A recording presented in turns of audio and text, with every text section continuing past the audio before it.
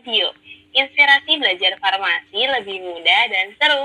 Bersama saya, Mentor Ernis. Kali ini kita akan bahas tentang topik yang menarik loh, yaitu tentang farmasi rumah sakit, terutama di bagian strukturalnya. Nah, siapa nih yang penasaran dan pengen kerja di rumah sakit? Ya udah, langsung kita mulai ya.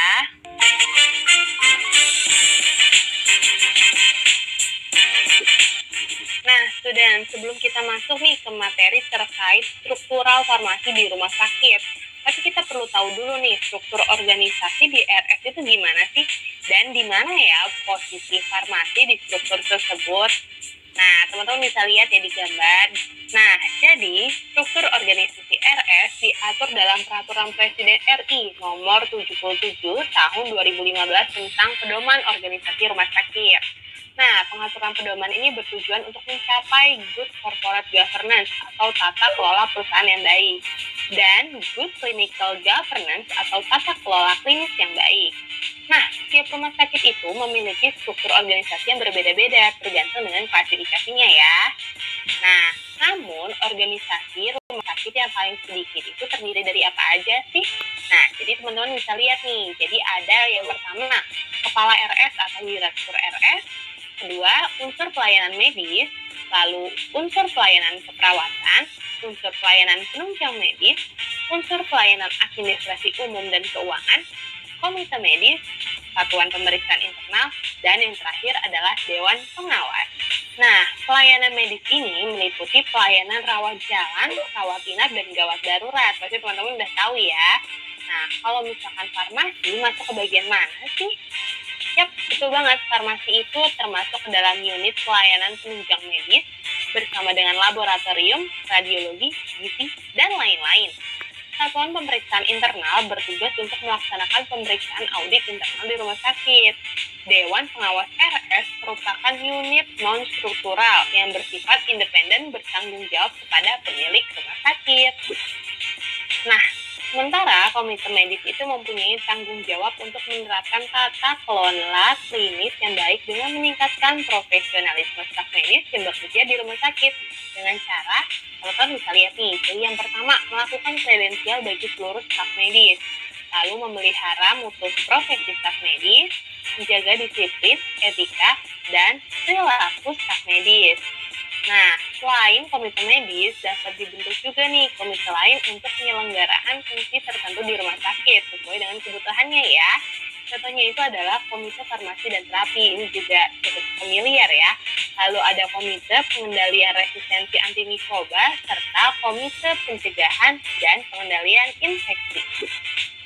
Nah, tadi kan kita udah bahas-bahas nih, terus kalau dibikin bagan tuh seperti apa ya? Nah, ini teman-teman bisa lihat di gambar nih. Jadi, berikut adalah gambaran struktur organisasi di rumah sakit yang dikepalai oleh kepala rumah sakit. Nah, gambaran ini kami adopsi dari struktur organisasi di RSCM loh.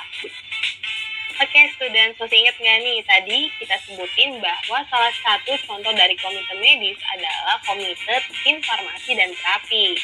Nah, teman-teman harus tahu nih, apoteker itu cukup berperan loh dalam komite ini. Kenapa? Karena komite ini sangat berkaitan dengan penyusunan formularium rumah sakit. Formularium ini nantinya akan digunakan sebagai pedoman dalam peresepan obat oleh dokter. Tugas utama KFC adalah melakukan seleksi dan evaluasi obat yang akan masuk dalam formularium dan memberikan rekomendasi mengenai kebijakan penggunaan obat di rumah sakit. Nah, kalau dalam aspek organisasi, KFC ini harus mengadakan rapat secara teratur nih teman-teman. Paling sedikit 2 bulan sekali, dan untuk rapat besar itu diadakan sekali dalam 1 bulan. Dalam pelaksanaan rapatnya, perlu dibuat nih kebijakan-kebijakan apa aja sih yang harus dibuat, serta perlu menetapkan aturan mengenai quorum untuk memastikan bahwa stakeholder terwakili dalam pertemuan. Misalnya, menetapkan jumlah anggota atau perwakilan minimal yang harus ada agar rapat tersebut dapat diselenggarakan. Jadi nggak asal-asalan ya. Nah, terus untuk anggotanya siapa aja sih? Nah, jadi untuk anggotanya itu terdiri dari dokter yang mewakili semua spesialisasi, apoteker instalasi farmasi, serta tenaga kesehatan lainnya apabila diperlukan. Apabila dokter ditunjuk sebagai ketua, maka sekretarisnya harus apoteker loh. Sedangkan apabila ketuanya adalah apoteker, sekretarisnya harus berprofesi sebagai dokter. Nah, ternyata kalau dipikir-pikir posisi apoteker itu sangat penting kan? Nah, makanya teman-teman harus semangat ya untuk belajar terus menjadi apoteker. Nah, kita lanjut ya, students. Ternyata selain menyusun formularium, KFT ini juga memiliki fungsi atau tugas-tugas lain loh. Seperti yang pertama, menyusun program kerja yang akan dilakukan untuk nantinya disetujui oleh direktur. Mengembangkan kebijakan tentang penggunaan obat di RS, melakukan seleksi dan evaluasi obat yang akan masuk dalam formularium, mengembangkan standar terapi, mengidentifikasi permasalahan dalam penggunaan obat, melakukan intervensi dalam meningkatkan penggunaan obat yang rasional, mengkoordinir pelaksanaan medication error, serta menyebarluaskan informasi terkait kebijakan penggunaan obat. Wah, banyak ya. Nah, tadi kita udah singgung sedikit nih mengenai peran apoteker dalam KFT. Nah, jadi kita bahas lebih lanjut ya. Sebenarnya perannya itu apa aja sih? Yang pertama itu adalah analisis dan diseminasi informasi ilmiah, klinis, farmakoekonomi yang terkait dengan obat atau kelas terapi yang sedang ditinjau. Dan yang kedua adalah evaluasi penggunaan obat dan analisis data. Nah, kita lanjut ke instalasi farmasi rumah sakit. Nah, ini adalah tempat kita bekerja nih. Pengorganisasiannya harus mencakup penyelenggaraan sediaan farmasi, Alkes dan BMHP, pelayanan farmasi klinik, dan manajemen mutu. Nah, terus tugasnya apa aja ya? Kita bahas lagi nih. Jadi untuk tugas dari instalasi farmasi ini meliputi penyelenggaraan, pengkoordinasian dan pengaturan serta pengawasan kegiatan pelayanan kefarmasian. Lalu melaksanakan pengelolaan sediaan farmasi, Alkes dan BMHP, melaksanakan pengkajian dan pemantauan penggunaan sediaan farmasi, Alkes dan BMHP untuk memaksimalkan efekasi dan meminimalisir resiko. Lalu melaksanakan komunikasi, edukasi, informasi atau yang kita kenal dengan KIE dan memberikan rekomendasi kepada dokter, perawat, dan pasien. Berperan aktif dalam KFT, melaksanakan pendidikan dan pelatihan atau long life learner, teman-teman ingat ya. Dan yang terakhir ini adalah memfasilitasi tersusunnya standar pengobatan dan formularium di rumah sakit.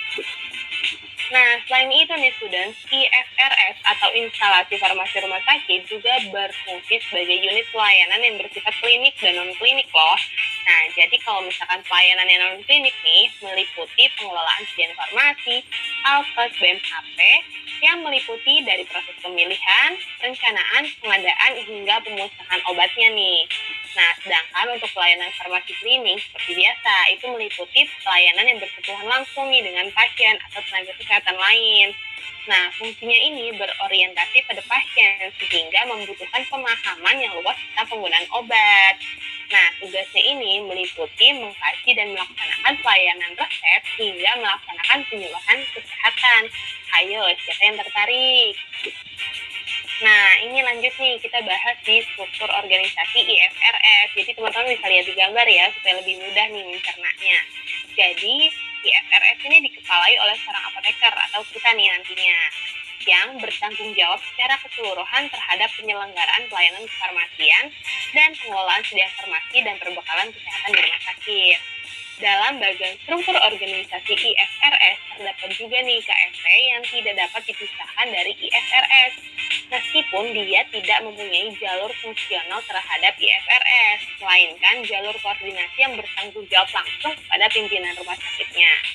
Nah, farmasi klinik ini menyangkut fungsi IFRS dalam asuhan kefarmasian dalam penggunaan obat pasien. Nah, bidang ini membawahi konseling, PIU, EPO, baik pasien di ruangan maupun ambulatori. Nah, sementara untuk logistik itu punya tugas dalam menyiapkan perbekalan kesehatan, perencanaan dan pengadaan gudang dan produksi obat non-steril dan aseptik. Sementara distribusi bertanggung jawab terhadap alur distribusi sediaan farmasi dan pengelolaan perbekalan kesehatan kepada unit yang terkait. Sementara Diklat mempunyai tugas dalam memfasilitasi tenaga kesehatan dan non-kesehatan untuk melaksanakan pelatihan dan meningkatkan kompetensinya. Sementara Litbang itu punya tugas untuk memfasilitasi penelitian dan pengabdian pada masyarakat.